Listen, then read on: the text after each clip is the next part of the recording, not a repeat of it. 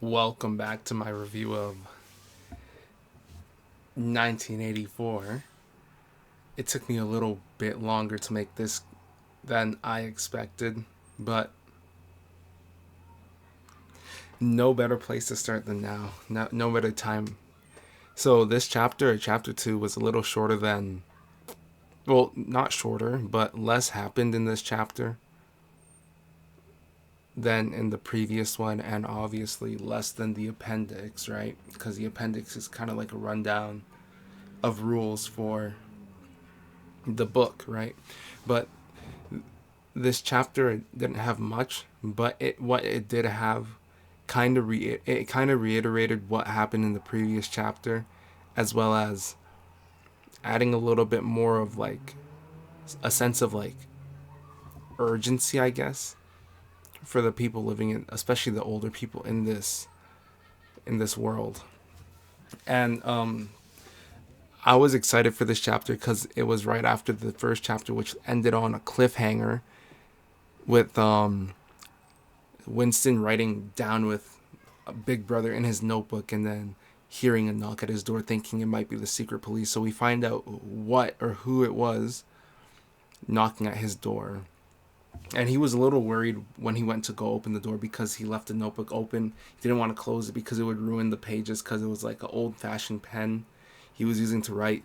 So he had to let the ink dry before he could like flip the page or close the book. And where's my book? It's right here. But yeah, he forgot it open, so he was really worried that once he opens the door, the person who sees him is gonna either be a secret police who can put him to jail for this unorthodoxy, or he thought it could be someone who would like basically like tell on him, snitch on him for having what goes against the political party written down in his notebook being like proof of a thought crime. But he did not have to worry. It was only his neighbor's wife. So his neighbor Tom Parsons, his wife named Mrs. Parsons, and I don't know why, it might come up later, but they made a point to say that in Newspeak there's no Mr. or Mrs. Well, they specifically said no, there's no Mrs. There's only Comrade, even though he calls her Mrs. Parsons. And I think it's actually, I don't know why that would be, but he said that, well, the narrator states that for some people it just comes off naturally by saying Mrs., even though it's supposed to be Comrade. And then this is where it gets interesting. So I think that was just to introduce like the children in the story, because as of right now there haven't been like many children like introduced. They spoke of, or Winston spoke of, like teenage girls and how they are the most likely to basically tell on someone for thinking other than what's supposed to be thought. And the way the kids are introduced, it's the son and a 2 year younger daughter of the Parsons, right? And the children in this world are painted as like something very scary because, one, I almost thought that they knew what he was up to. Like they might be the secret police, because right when they're introduced and they come barging in.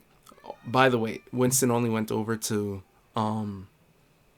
help with a clogged pipe, I think it was, because Tom was awake, and he's like some big guy in the political party, or at least in the Ministry of Truth. He's like some big person in there, so he's busy, right? And so he goes over to help Mrs. Parsons, and then the kids are introduced. They come barging in, and they're like, the son is there with like a gun, like a toy gun, a toy pistol, right? And he's waving it around, and the little sister's kind of copy with her own like toy firearm, yelling traitor, and you thought crimer, I think it was that they said that they were accusing him of. But I guess they were just playing around, and they were both dressed how the spies dress. So I was thinking when I was reading it, I was like, oh no, is he caught? Did they know what he wrote in the notebook? Or is this just kids trying to like play pretend, play like they're some spies, like from like some James Bond movie or whatever the equivalent would be for them in Oceania or Oceania. I forgot which one it is. But yeah, the kids are pretty scary because apparently it's the parents who are like over 30 who have to really worry about their kids who are basically they are essentially spies for each and every household that have kids because they're like watching for any unorthodoxy within their parents, and then they'll report that to the thought police or the secret police or whatever they are, and then the parents can end up going to some labor camps, which the son did say, will send you to the mines to Winston. So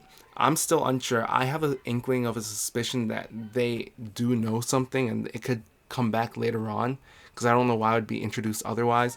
But yeah, it's apparently the kids who oftentimes are the ones, and they're hailed as heroes in the newspaper, a child hero who was able to weed out this unorthodoxy within their parents.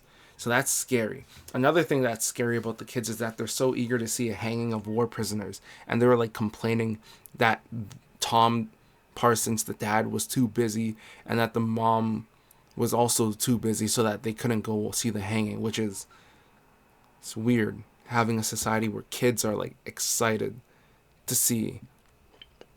It's like, that's weird, right? So that's, I think this is going to be something to look out for in the book. If there's kids around, it could mean that there is something that is about to happen. It could mean that someone's about to get arrested, someone's about to mess up or something like that. And yeah, I'm not sure how it's gonna go about, but it's scary to think that kids are the ones wanting to go see hangings, public hangings of war criminals, people who are unorthodox. I mean, like they're eager to they're very fervently supporting the state, which normally is not inherently a bad thing, but in this case, it is. It's scary, and then it's like they have more power in the house than the parents do because they're growing up within the system, so they're used to it. It's what they know, and anything else, they'll be excitedly reporting it to the government. It's like the parents get taken away from the house, like almost opposite of like child protective services. It's like, well, it's like parent taken away services because they're thinking way too old fashioned, I guess. And after this, Winston goes back to his flat. He gets like shot in the head by like some dummy bullet by the son, and then after that, the mom takes him away. Then after this, that was like the main thing of this chapter. Not much happened afterwards, but there is a small section that I do want to read because I found it interesting. So he goes back, he sees like the television thing changed, whatever was on TV changed. Before there was like some guy like doing something according to the beat of the music that was being played on the television. And then he's like noticing everywhere how Big Brother is just everywhere. They say Big Brother, either something about them or like their logo is going to be within like cubic centimeters of your face. Like they say on packs of cigarettes, they say on clothing, on coins. It says, it shows the three different like lines. Let me find them. What were they again? But like the precepts that they follow: war is peace, freedom is slavery, ignorance is strength. That was on the coin. That on the other side is Big Brother's head, right? So it's just surrounding them everywhere. And it reminded him of what he was writing. And he was like, where can I go from here? Where can I go? And then he decided to write this. This is the part I wanted to read. He says, to the future or to the past, to a time when thought is free, when men are different from one another and do not live alone, to a time when truth exists and what is done cannot be undone, from the age of uniformity, from the age of solitude, from the age of Big Brother, from the age of doublethink, greetings. But he still has this big dilemma that he's not even sure if they're gonna receive it or if this age is ever gonna even happen, because if the thought police get a hold of this notebook, he says only they're gonna read it and then it's gonna be destroyed. And then another thing he said, just give me a second to remember. Oh yeah. So he's already basically condemned because of writing this. He realizes that he has no hope because he's already assured like the death sentence. How does he put it? He says thought crime does not entail death. Thought crime is death. And because he's already done a thought crime, he's already doomed basically. It's not about if they'll catch him, it's about when they'll catch him. So he wants to hide the notebook and he hides it right after this. And then it reminded me of like Death Note and how Light hides his notebook. I was kind of imagining that when I was reading this. He was thinking it'd be a little too obvious if there was a hair. What does he say? He put the diary away in the drawer. This is the last paragraph. It was quite useless to think of hiding it, but he could at least make sure whether or not its existence has been discovered. A hair laid across the page ends was too obvious. With the tip of his finger, he picked up an unidentifiable grain of whitish, whoops, and whitish dust and deposited it on the corner of the cover where it was bound to be shaken off if the book was moved. And that's how the chapter ends. So, if the book is moved, I'm not sure what's going to happen. I'm not sure who's going to move it, if anyone.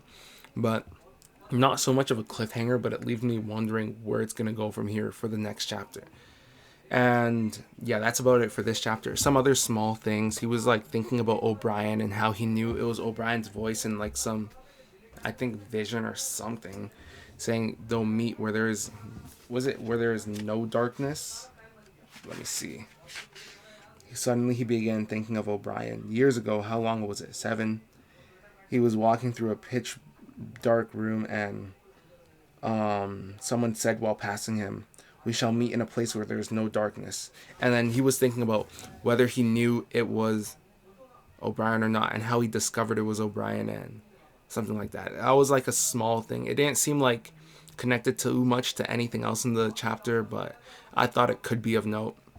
But yeah, with that, I think this chapter review's done. Discussion, I guess, not really review.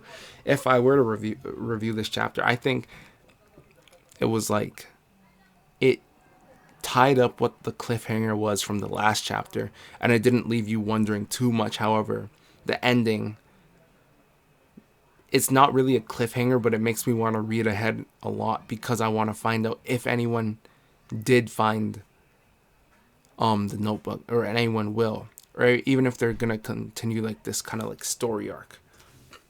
Yeah, like 8 out of 10 chapter. It was solid, not too exciting. It was kind of short, unless I'm just reading fast, and the other one was the same.